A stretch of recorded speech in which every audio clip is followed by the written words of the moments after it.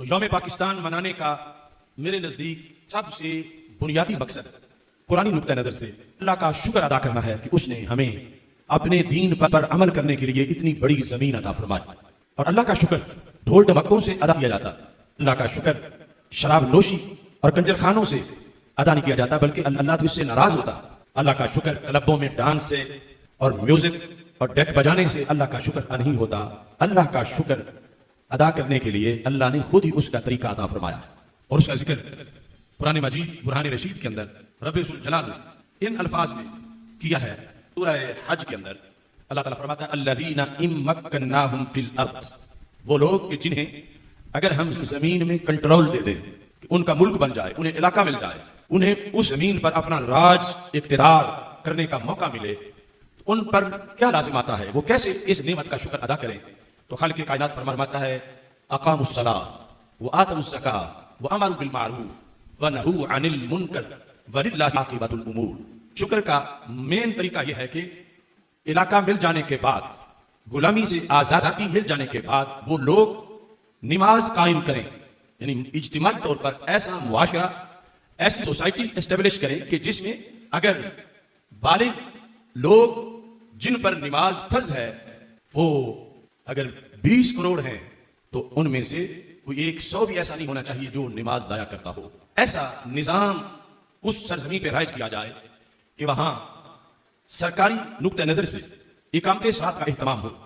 وہ آتوا الزکاۃ، اور جتنے لوگ بھی مانگتے ہیں جن پہ زکوٰۃ فرض ہے ان کی زکوٰۃ کی ادائیگی کا اہتمام کروایا جائے.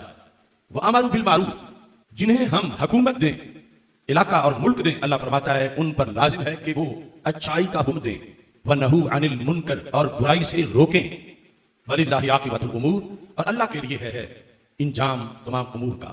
اب بات کرنے کو تو یہ الفاظ ہی کافی ہیں قرآن مجید پر کہ اللہ نے نعمت دی، اور اتنی بڑی نعمت کہ 4-10 مرلے نہیں، 4-10 ایکڑ نہیں، 4-10 مربع نہیں، اتنی بڑی زمین جس کے لیے ہمارا نعرہ تھا پاکستان کا مطلب کیا، لا الہ الا اللہ محمد رسول اللہ صلی اللہ علیہ وسلم. وہ سلطنت ہمیں اس مقدس دن میں اللہ کی طرف سے دی گئی، اور اس کے اندر یہ ہے کہ امر بالمعروف اور نہی عن المنکر، یہ پالیسی راج کی جائے، پھر شکر ادا ہو. اور اگر زمین لینے کے بعد اس کو گناہوں کا اڈا بنا دیا، اس کو چند خاندانوں کی چدراہٹ کا تحفہ بنا دیا، اس کو کرپشن اور لوٹ مار کی ایک نگری بنا دیا، اس کے اندر انگریز اور امریکہ کے احکام نافذ کر کے اسے ایک امریکی کالونی بنا دیا معاذ اللہ، تو پھر شکر نہیں، ناشکری اللہ کی گئی. اور رب ذوالجلال کی ناشکری پر رب ذوالجلال پھر خوش نہیں رہتا بلکہ ناراض ہوتا ہے، اور اس کی طرف سے پھر پکڑ بھی بڑی شدید ہوتی ہے. آج آپ اپنی آنکھوں کے سامنے دیکھیں، 71 سال گزر جانے کے باوجود ہم اجتماعی طور پر اس ملک میں اس بڑی نعمت پر جس لیول کا شکر تھا ہم ادا نہیں کر پائے. شکر یہ تھا کہ جو ہی یہ پاکستان بنتا تو اگلے دن ہی اس کے اندر قرآن و سنت کا نظام نافذ کر دیا جاتا، اگلے دن ہی اس کے اندر نظام مصطفیٰ صلی اللہ علیہ وسلم کا نفاذ ہوتا. کیونکہ بناتے وقت یہ نعرہ نہیں تھا کہ ہمیں فیکٹریوں کے لیے ایک علاقہ چاہیے، ہمیں ملوں کے لیے علاقہ چاہیے، ہمیں کاشتکاری کے لیے علاقہ چاہیے، ہمیں چودراہٹ کے لیے علاقہ چاہیے، یا پنجابی کو، بلوچ کو، پٹھان کو، سندھی کو علاقہ چاہیے. نہیں، ہمارا کیس جو لڑا گیا 3 صدیوں میں وہ یہ تھا کہ ہمیں دین پر عمل کرنے کے لیے علاقہ چاہیے، اور اللہ نے کرم کیا اور وہ علاقہ ہمیں میسر آیا. لیکن آج اس علاقے کے اندر ناشکری کی وجہ سے ہم آزمائشوں میں پھنسے ہوئے ہیں. کیونکہ اگر شکر ہوتا تو اللہ کا وعدہ ہے لئن شکرتم لازیدنکم، اگر تم شکر کرو گے میں اور بھی دوں گا، اور ضرور دوں گا، اضافہ کروں گا تمہاری عزت میں، تمہاری عظمت میں، تمہاری معیشت میں، تمہاری سیکورٹی میں. اور ساتھ ہی رب ذوالجلال نے یہ بھی واضح فرما دیا، کیونکہ اس کے اعلان اور احکام بالکل واضح ہیں کہ خالق کائنات جل جلالہ نے فرمایا وَلَئِن كَفَرْتُمْ، یہاں کفرتم کا مطلب یہ نہیں کہ کافر ہونا، کیونکہ شکرتم کے مقابلے میں ہے، اس کا مطلب ہے ناشکری کرنا. وَلَئِن كَفَرْتُمْ، اگر تم نے میری نعمت کا شکر ادا نہ کیا اور ناشکری کی تو پھر فرما ان عذابی لشدید، میرا عذاب بڑا سخت ہے. بھوک آئے گی، قحط آئے گا، خشک سالی ہوگی، خزانہ خالی ہوگا، خدشات اور ملک کے چلے جانے کے خطرات ہوں گے. تو رب ذوالجلال نے تو ہمیں صدیوں پہلے یہ حکم اپنا واضح کر دیا تھا لئن شکرتم لازیدنکم، اگر شکر کرو گے تو میں اور دوں گا. تو اللہ تعالیٰ نے فرمایا اگر تم شکر کرو گے تو میں جو کچھ دیا ہے پاکستان کی شکل میں تجھے اس پر اضافہ بھی کروں گا. کہ تمہیں کشمیر بھی مل جائے گا، وَلَا إِن كَفَرْتُمْ، لیکن اگر تم نے ناشکری کی تو مشرقی پاکستان بھی چلا جائے گا. وَلَا إِن كَفَرْتُمْ، اگر تم نے ناشکری کی، إِنَّ عَذَابِي لَشَدِيدٌ، پھر میرا عذاب بڑا سخت ہے. یہ بالکل واضح طور پر ہمارے سامنے قرآن مجید برہان رشید کا یہ فلسفہ موجود ہے کہ ہم نے خود اپنے پاؤں پہ کلہاڑی ماری. اس پاکستان کی مسجد میں 71 سال ہم دین کو کنٹرول نہیں دے سکے. اس کے ایوان کے اندر قرآن کے فیصلے نہیں ہو سکے. اس مسجد کا ہم کوئی امام نہیں چن سکے جو اس میں دین کی جماعت کراتا.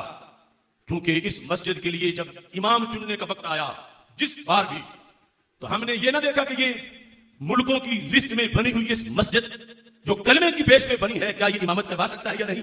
قوم نے دیکھا تھانے سے چھڑائے گا یا نہیں، برادری کا بندہ ہے یا نہیں، گلی نالی بنوائے گا یا نہیں. اس نچلے درجے پر آ کر انتخاب کیا گیا اس مسجد کے امام کا. تو نتیجہ یہ نکلا کہ جسے امام بناتے رہے لوگ، اسے تو سورہ اخلاص بھی نہیں آتی تھی، جماعت کیسے کراتا. شہیدوں کی روح تڑپتی رہی کہ ہم نے اپنے جگر کلیجے اس لیے دیے تھے 20 لاکھ شہیدوں نے کہ اس طرح کے نااہل لوگوں کو اس مسجد کے مسلح پہ کھڑا کیا جائے.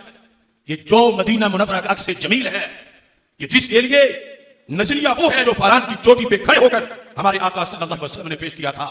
یہ ملک اس واسطے آج مسائل کا شکار ہے. جو اس کی ڈیمانڈ ہے وہ ہم پوری نہیں کر سکے.